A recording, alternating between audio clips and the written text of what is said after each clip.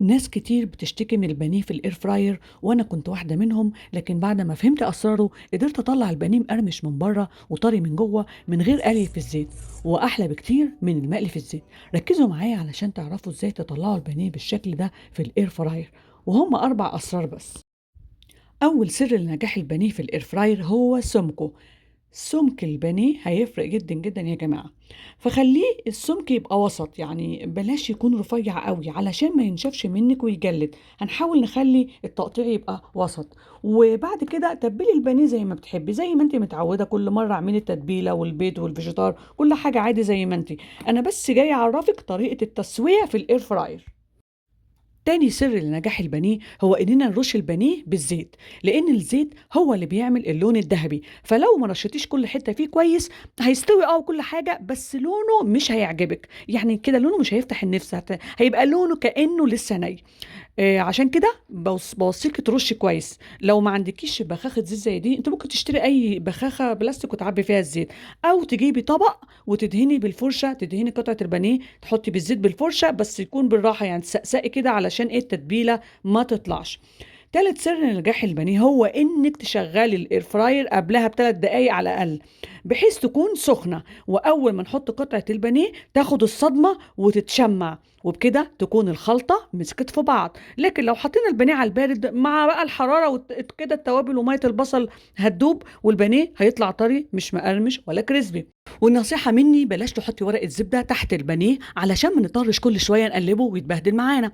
الاير فراير اصلا فكرة عمله ان هي بتطلع هواء سخن من كل الاتجاهات، هي فيها مراوح جوه بتوزع الهواء. فلو حطيتي عازل او طبق هتكتمي الهواء من تحت، وهتضطري تفتحي في نص المدة تقلبي على الجنب التاني. وهو اصلا ميزة الاير فراير انه بيسوي الحاجة من غير ما نحتاج تقليب.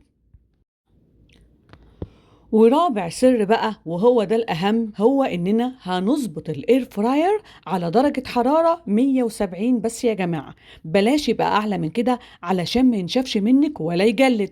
وهنظبط الوقت على تلت ساعة بس، تلت ساعة بس. هي دي اللي أنا مجرباها ونجحت معايا جدا جدا، وبتخلي الحاجة طرية ومقرمشة من بره. انا هنا كنت فتحت في نص المده، عاوزه بس اوريكم شكله هو بيستوي. هو المفروض ما اقلبوش، بس انا هقلبه علشان اوريكم اللون بتاعه عامل ازاي، وكمان لسه ما استواش. اهو، ايه رايكم بقى؟ بذمتكم في نتيجه احسن من كده؟ اهو ذهبي وجميل وزي الفل.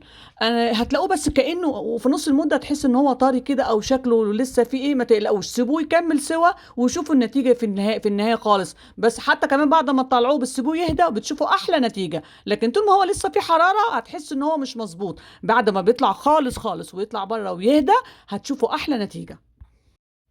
وهنا بقى بعد ما ال20 دقيقه خلصوا، شايفين اللون عامل ازاي؟ هل في نتيجة أحسن من كده ممكن نوصل لها؟ مش بذمتكم لون يفتح النفس؟ ده غير الطعم اللي يجنن. وإيه بمنتهى السهولة عملتها.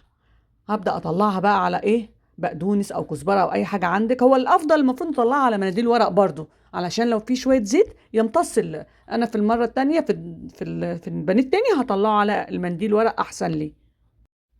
وهقطعها كمان قدامكم علشان تشوفوا قد ايه هي طريه ومستويه ومقرمشه من بره. تقدروا بقى تقدموها مع مكرونه، مع سلطه كلوسلو، مع مخلل، براحتكم، الطريقه اللي انتم متعودين عليها احسن. بصراحة الاير فراير ده طلع احسن اختراع. الواحد زعلان انه ما بيستعملوش من زمان. لا وايه، وكنت كل ما حد يسألني عنه اشتم فيه واقول لهم ده وحش. انا مدينة بالاعتذار للاير فراير. الفرق بينه وبين القلي على البوتاجاز هي السرعة وتوفير الجهد، وانه عملي جدا جدا يا جماعة. اول ميزة فيه ان كمية الزيت اللي بنستخدمها بتكون اقل كتير من القلي. يعني الزيت ده اللي انتوا شايفينه ده اقل بكتير جدا من القلي. وما تفتكروش البخاخة اللي برش بيها دي بتطلع زيت كتير، لا ده يا دوب بتطلع رذاذ. بالمقارنة يعني بزيت القلي هي اوفر بكتير. يعني مهما احنا استعملنا هنا في الاير فراير زيت، هي برضو اقل من الزيت بتاع القلي. تاني ميزة ان هو عملي قوي، لان القلي خطواته كتيرة، ولو شوية من البقسماط وقعوا في الزيت، الزيت بيتحرق وبيعمل ريحة وبنضطر نغير الزيت كله لو لسه بنحمر كمية كبيرة من البانيه. ده غير انه لازم في الاول اعلي النار على اعلى حاجة، وبعد كده لازم اوطي النار، ولازم افضل اقلب طول الوقت علشان يستوي كويس، ولازم افضل متذنبة جنبه واقفة على رجلي على ما يخلص. تحس كده ان في تكنيكات وخطط علشان ايه ناكل بانيه.